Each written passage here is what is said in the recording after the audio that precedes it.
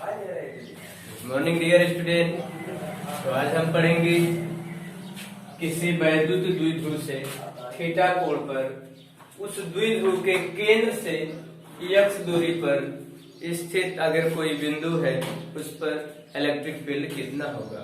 पिछले वीडियो में हमने पढ़ा कि किसी वैद्युत द्विध्रुव के अच्छी अवस्था में अगर कोई बिंदु स्थित है तो उस पर उस डाइपोल के कारण कितना इलेक्ट्रिक फील्ड जनरेट हो रहा था। और क्या पढ़ा कि अगर किसी डाइपोल के ठीक परपेंडिकुलर इक्वेटोरियल में कोई पॉइंट स्थित है उस पर इलेक्ट्रिक फील्ड कितना हो रहा था विद मतलब उस डाइपोल के कारण। आज हम पढ़ेंगे कि अगर वो वैद्युत द्विध्रुव से जो बिंदु है थीटा कोण पर हो, कुछ एंगल बनाते हुए हो, तो उस पर कितना वैद्युत क्षेत्र उत्पन्न होगा। जैसे मेरा कहने का मतलब यह है कि एक डाइपोल है माइनस क्यू प्लस क्यू, यहां से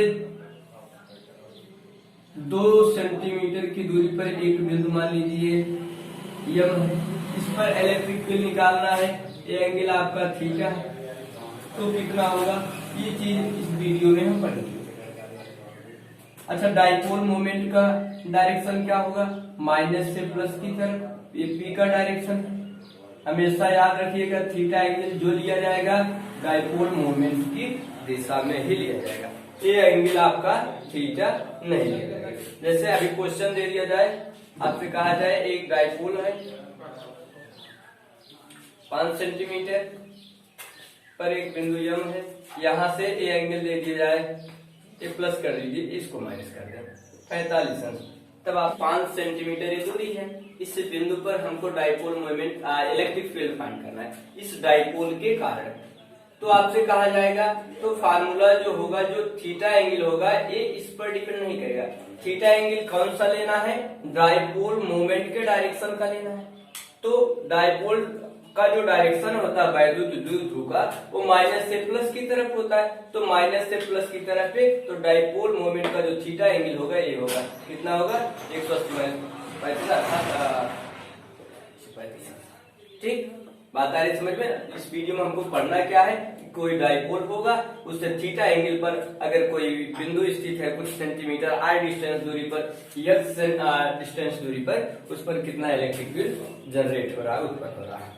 तो आइए थोड़ा सा डाइपोल मोमेंट है माइनस क्यू, ये थोड़ा बड़ा बनाते हैं,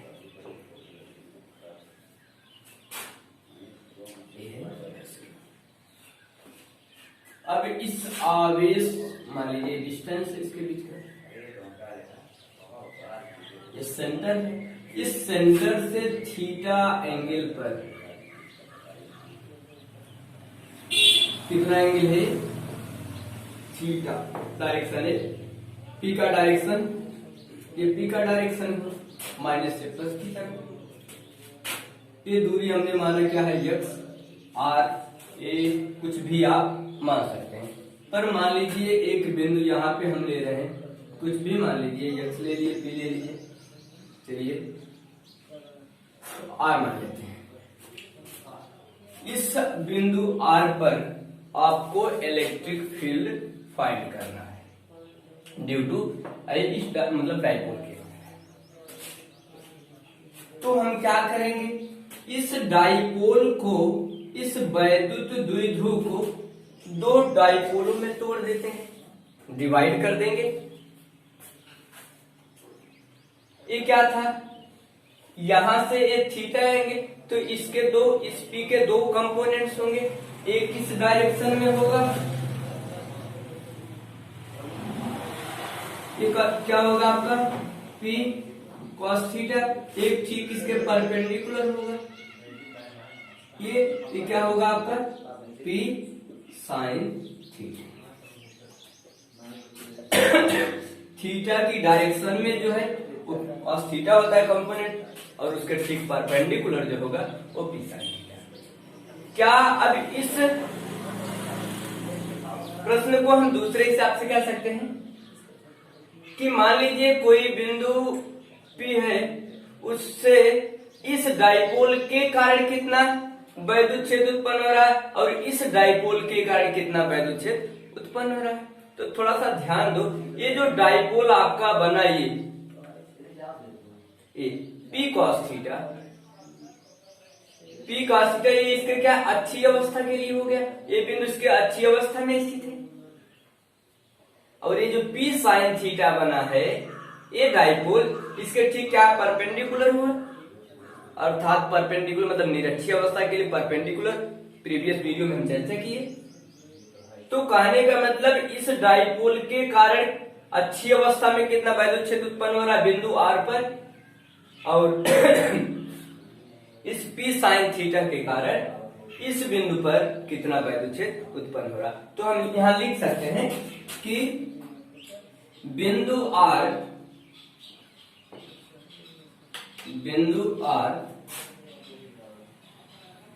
P cos थीटा के लिए अच्छी अवस्था में, अच्छी स्थिति में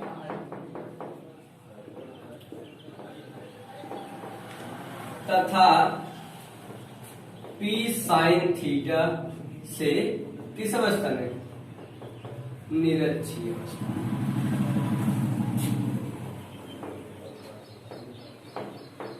स्थिति में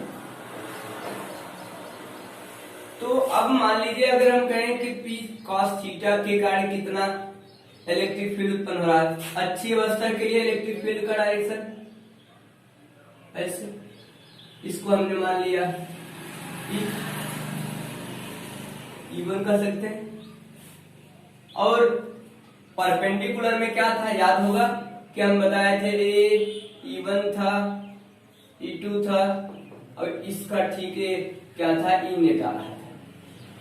यहाँ एक डाइपोल मोमेंट होता है और डिस्टेंस याद है, पिछले वीडियो में हमने चर्चा किया था। तो इसमें इलेक्ट्रिक फील्ड का डायरेक्शन क्या था, डाइपोल मोमेंट के ठीक अपोजिट निरक्षीय अवस्था के लिए।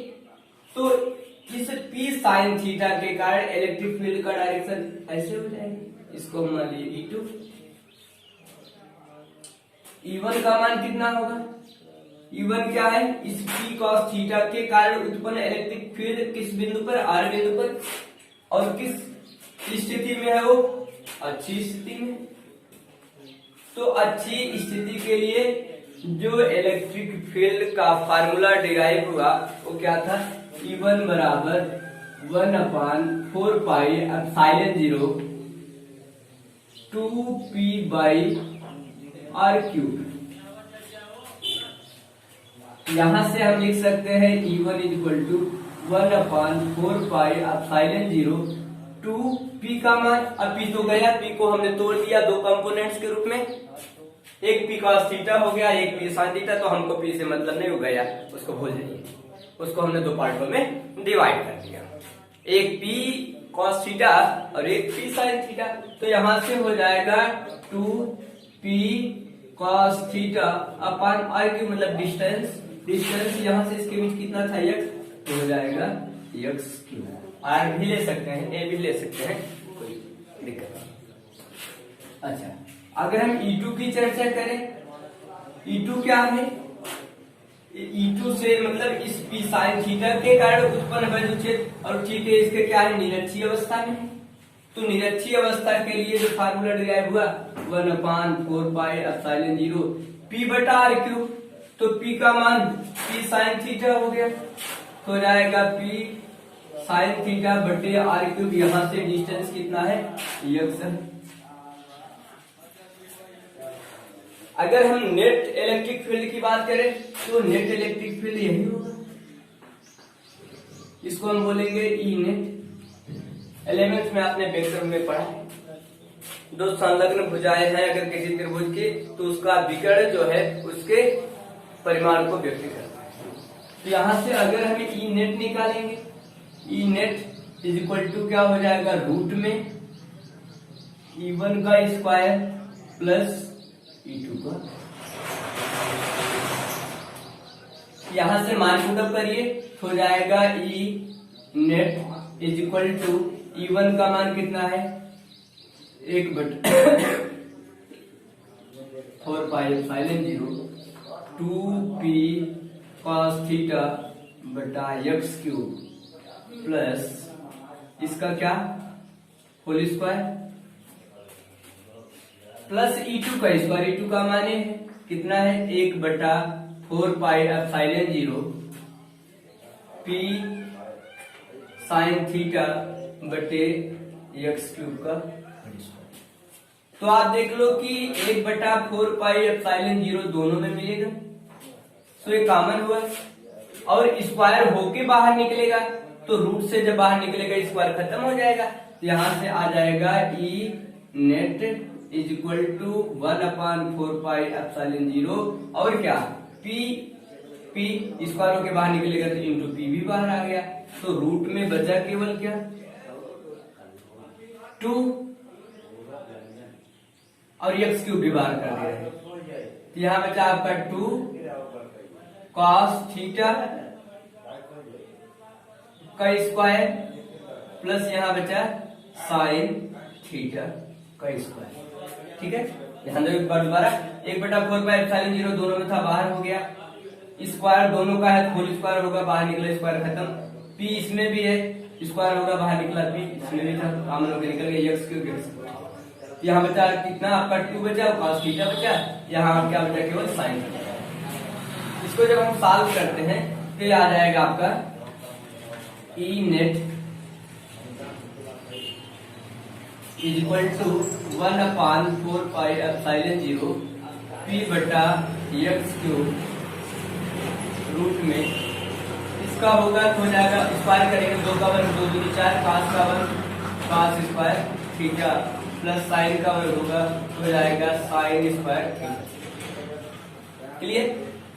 अच्छा इसको हम ऐसा भी लिख सकते हैं E net is equal to 1/4 pi epsilon 0 P बटा एक्स क्यूब करेड़ी में इसको लिख सकते हैं 3 cos square theta plus cos square theta. क्यों? क्योंकि इसकी जो वैल्यू होगी 3 cos square theta 1 cos square theta जुड़ के 4 cos स्क्वायर थीटा हो जाएगा प्लस कितना है साइन स्क्वायर थीटा। क्यों ऐसा किया गया? ताकि इसका एक फार्मूला बन जाए और हम जानते हैं कि cos square sine square theta plus cos square theta का मान 1 होता है।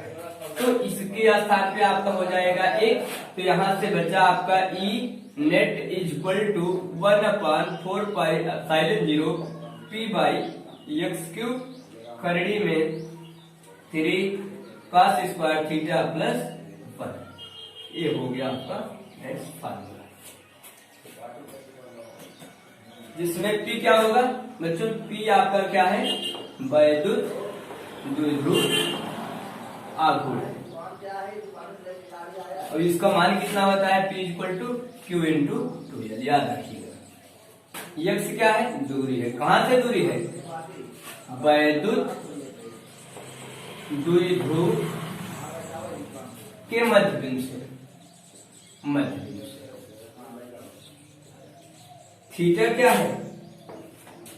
थीटा क्या है? कोण है। किस दिशा में कोण? इसको विशेष ध्यान दीजिएगा। वैद्युत द्विध्रुव की दिशा में। ठीक, तो ये तो हो गया आपका कि अगर कोई वैद्युत द्विध्रुव है उससे थीटा एंगल पर x डिस्टेंस दूरी पर अगर कोई बिंदु होगा तो उस पर इलेक्ट्रिक फील्ड कितना होगा। तो हमने क्या किया इसमें कि जो आपका डाइपोल था उसको 2 भागों में तोड़ दिया। 2 भागों में तोड़ने का मतलब ये थीटा एंगल से था तो इसके 2 कंपोनेंट हो जाएंगे। एक हो जाएगा थीटा की डायरेक्शन में p cos थीटा, एक होता ठीक इसके परपेंडिकुलर तो हो जाएगा p sin थीटा। ये जो p cos थीटा है इसके लिए यह बिंदु अच्छी अवस्था में है और इस p sin थीटा के लिए ठीक इसके क्या है? परपेंडिकुलर अर्थात निरक्षीय अवस्था में। तो p cos थीटा के लिए अच्छी अवस्था का फार्मूला यूज किया गया और p sin थीटा के लिए निरक्षीय अवस्था का। इस p cos थीटा का जो डायरेक्शन होगा वैद्युत क्षेत्र का ये होगा और इस p sin थीटा मतलब परपेंडिकुलर के कारण इसका जो डायरेक्शन होता है अपोजिट होता है, इधर होगा। अगर इन दोनों का ई नेट निकालेंगे तो वेक्टर फॉर्म में आपका ई नेट इक्वल टू होता है E1 square plus E2 square.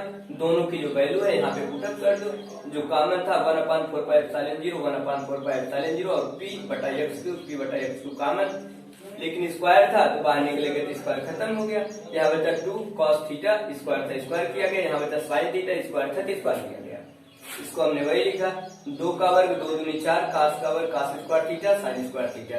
इसको दोबारा वही लिखे हैं, 4 कास स्क्वायर थीटा को हमने तोड़ दिया 3 cos square theta plus cos square theta, क्योंकि 3 कास स्क्वायर थीटा में 1 कास स्क्वायर थीटा ऐड होगा 4 कास स्क्वायर थीटा प्लस क्या है साइन स्क्वायर। इसकी वैल्यू कितनी होती है 1। यहाँ हम लिख दे रहे हैं कि cos square theta plus sine square theta का जो मान है कितना होता है 1 होता है। तो यहाँ से 1 हो गया तो बचा 3 कास स्क्वायर थीटा प्लस 1। ये आपका वैद्युत क्षेत्र क्या हो गया, वैद्युत क्षेत्र कितनी बची। ठीक, तो अब इसको नोट करें या स्क्रीनशॉट लें। अब नेक्स्ट टॉपिक हमारा है कि अगर एक समान वैद्युत क्षेत्र में कोई डाइपोल स्थित है, एक समान इलेक्ट्रिक फील्ड है, उसमें कोई डाइपोल रख दिया जाए तो उस पर एक टॉर्क काम करता है, बलाघूर्ण काम करता है, उसका मान कितना होगा। तो नेक्स्ट लेक्चर हमारा क्या है कि अगर एक समान बाह्य वैद्युत क्षेत्र में कोई डाइपोल रख दिया जाए तो उस पर एक टॉर्क काम करता है, बलयुग्म का आघूर्ण काम करता है, उसका मान कितना होगा, उसका जो फार्मूला होगा। तो मान लेते हैं कि भैया एक समान इलेक्ट्रिक फील्ड है, एक समान है यूनिफॉर्म इलेक्ट्रिक फील्ड।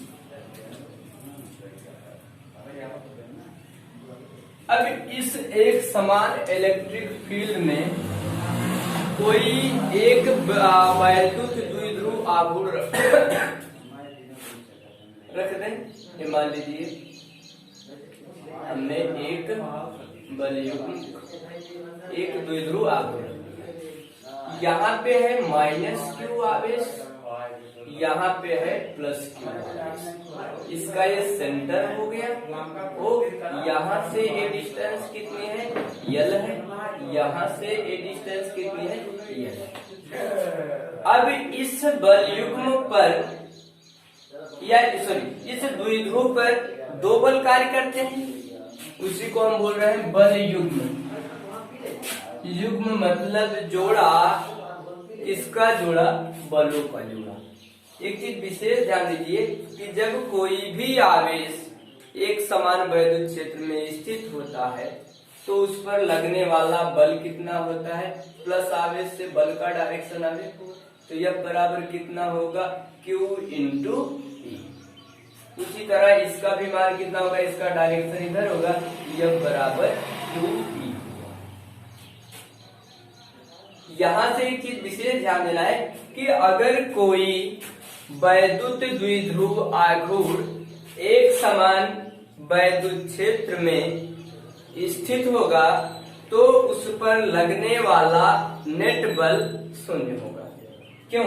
क्योंकि इधर लगने वाला बल का मान यह बराबर +QE होगा और यहाँ पे लगने वाला बल का जो मान है यह बराबर -QE होगा। तो दोनों का मान नेट बल कितना आ जाएगा 0। तो हम लिख देते हैं यदि कोई वैद्युत द्विध्रुव आघूर्ण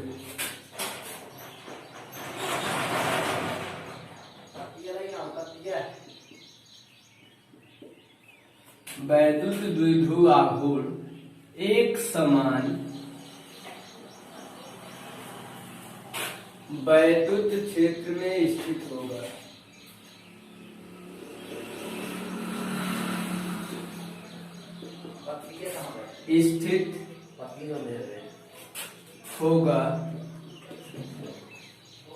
तो उस पर लगने वाला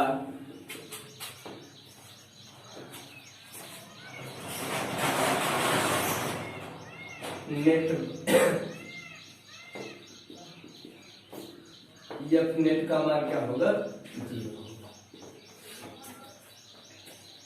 अब ये जो बल इस पर काम कर रहा है वो क्या करता है, एक इस द्विध्रुव को इस क्षेत्र की दिशा में लाने का प्रयत्न करता है। ऐसे स्थित है, इसको क्या करता है, यहाँ पर एक बल इधर की डायरेक्शन में काम कर रहा है, एक इधर की डायरेक्शन में, तो दोनों इसको क्या करते हैं, इसको वैद्युत क्षेत्र की दिशा में घुमाने का प्रयास करते हैं। तो इन बलों को हम एक नाम और बोलते हैं क्या, प्रत्यानयन बल। प्रयास कर रहे हैं कि इस द्विध्रुव को इस इलेक्ट्रिक फील्ड के डायरेक्शन में लाया जाए या इस द्विध्रुव को घुमाने का कार्य करें, प्रयत्न कर रहे हैं, इसलिए इन बलों को हम क्या बोलेंगे, प्रत्यानयन बल। तो मान लीजिए यहां से इस आवेश के बीच की अगर हमको दूरी फाइंड करना है या बल युग्म का आघूर्ण कितना होगा। अब भाई जो बल का युग्म एक जोड़ा प्राप्त हो उसका आघूर्ण कितना होगा, बल युग्म का आघूर्ण कितना होगा, इसे हम लिखते हैं टाउ से इक्वल टू होता है बल दोनों बलों के क्रिया रेखा की लंबवत दूरी, मान लीजिए लंबवत दूरी। तो यहां से टार्क इक्वल टू लगने वाला बल यह, दोनों का मान समान, एम्पलीट्यूड रखना है, परिमाण रखना है, इनटू दोनों बलों के क्रिया रेखा के बीच की दूरी यही है। ये एक दूसरे के पैरेलल है, समांतर है, याद रखिएगा। तो ए इसके क्या है, समांतर। ये डिस्टेंस आपको फाइंड करना है। ये डिस्टेंस पूरा कितना हुआ, यल प्लस यल मिलकर कितना हो जाएगा, 2l हुआ। ये डिस्टेंस आपको ये निकालना है, मान लीजिए थीटा एंगल पे रखा गया है। तो यहाँ से अगर हम साइन थीटा इक्वल टू करते हैं, साइन थीटा बराबर होता है लंब बटे कर्ण। तो लंब का मान क्या है, इसको हम कोई नाम रख देते हैं ए बी सी। तो लंब आपका बीसी है और कर्ण क्या है आपका ए बी। तो यहां से हो जाएगा sine theta is equal to BC का मान फाइंड करना है तो बीसी रहने दो, बटा ए बी का मान हो गया 2l, A B L plus L 2l बटा 1 करो। तो बीसी इज इक्वल टू आ जाएगा 2l इंटू साइन थीटा। तो बल का मान हुआ, दोनों बलों के क्रिया रेखा से दूरी कितनी है, 2l साइन। तो लगने वाला बल F इक्वल टू कितना है, QE। तो टार्क इक्वल टू हो गया Q into E 2l sine theta. तो यहां से इसको थोड़ा सा और हम डिराइव कर दे तो हो जाएगा, इसको ऐसे लिख सकते हैं E into Q into 2l sine theta. ये आपका क्या बन गया, Q इंटू 2l, P बन गया Q इंटू 2l, है ना। तो यहां से हो गया टार्क इक्वल टू, इसका मान हो गया P E साइन थीटा। ये टार्क का फार्मूला आएगा। दोबारा समझ लीजिए कि अगर एक समान वैद्युत क्षेत्र में कोई वैद्युत द्विध्रुव रखा जाता है तो उस पर दो बल कार्य करते हैं, एक इस आवेश के कारण इस डायरेक्शन में, एक इस आवेश के कारण इधर। दोनों एक दूसरे के अपोजिट होते हैं। अगर हम कहें कि नेट बल कितना होगा तो हो जाएगा 0। दोनों बल क्या करते हैं, इसको इस क्षेत्र की दिशा में घुमाने का प्रयास करते हैं, इसलिए उनको हम प्रत्यानयन बल भी बोलते हैं। तो इस पर लगने वाला जो बल युग्म का आघूर्ण होगा वो क्या होगा, बल गुणे दोनों बलों के क्रिया रेखा की लंबवत दूरी। तो बल कितना है यह और दोनों बलों के क्रिया रेखा की दूरी ए है। इसका मान कैसे निकाला गया, मान लीजिए क्षेत्र से थीटा एंगल पे रखा गया है द्विध्रुव, तो यहाँ से इसके बीच की दूरी यल 2l है।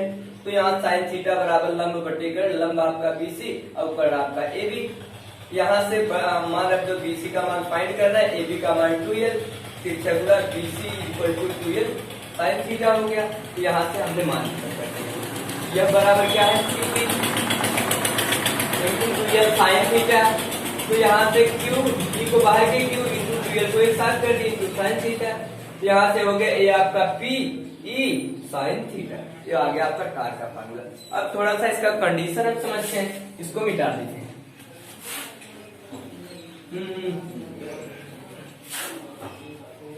तो क्या हुआ, इसकी स्थिति समझ लेते हैं थोड़ा सा। स्थिति क्या है, पहली स्थिति ये है कि यदि मान लीजिए जो आपका वैद्युत द्विध्रुव रखा गया है क्षेत्र की डायरेक्शन में हो, अर्थात थीटा बराबर 0 हो। क्षेत्र के क्या है, अनुदिश हो। क्षेत्र के अनुदिश क्षेत्र की दिशा में होगा, अर्थात थीटा बराबर 0। तो यही टार्क इक्वल टू आ जाएगा। जब थीटा बराबर 0 है तो साइन थीटा का मान क्या हो जाएगा, 0, क्योंकि थीटा का स्थान 0, साइन 0 उसका मान 0। तो टार्क क्या आ जाएगा आपका 0, क्योंकि यहाँ 0 हो जाएगा, 0 का मल्टीप्लाई करेंगे पूरा 0 हो जाएगा। दूसरी कंडीशन, यदि जो आपका टार्क है उस क्षेत्र के क्या है, लंबवत रखा गया है। यदि वैद्युत द्विध्रुव क्षेत्र के लंबवत रखा गया है, रखा हो, अर्थात थीटा बराबर 90 अंश। तो यहां से हो जाएगा साइन 90 अंश, साइन 90 अंश का मान कितना होता है 1। तो यहाँ हो जाएगा 1, आ जाएगा टाउ का मान। यही टाउ मैक्सिमम होता है, इसी को हम बोलते हैं अधिकतम मान। क्या आ जाएगा, केवल P इंटू ए। इसमें अगर थीटा का मान 0 अर्थात क्षेत्र के अनुदिश होगा तो साइन थीटा का मान 0। यहाँ साइन थीटा का स्थान 0 रखेंगे तो टाउ पूरा क्या हो जाएगा 0। और अगर परपेंडिकुलर क्षेत्र के रखा गया, क्षेत्र ऐसे है उसके ठीक परपेंडिकुलर रखा गया है वैद्युत द्विध्रुव, तो वहां से थीटा की जो वैल्यू होगी 90 डिग्री होगी और साइन 90 डिग्री का मान हो गया 1, टाउ बराबर आ जाएगा केवल P, वो मैक्सिमम मान होता है। तो जो आपका पहला लेसन फिजिक्स का था आज समाप्त। अब कल हम पढ़ेंगे नेक्स्ट वीडियो में कि इस पर न्यूमेरिकल अच्छे न्यूमेरिकल लेंगे और उसको सॉल्व करेंगे। तो आज के वीडियो में बस इतना ही। यदि आपको आज का ये वीडियो अच्छा लगा हो तो प्लीज लाइक करें, ज्यादा से ज्यादा शेयर करने का प्रयास करें, सब्सक्राइब करें ताकि हमारे नए वीडियोज की नोटिफिकेशन आप तक पहुंचे। और अगर आपने हमारे चैनल को सब्सक्राइब किया है तो बहुत बहुत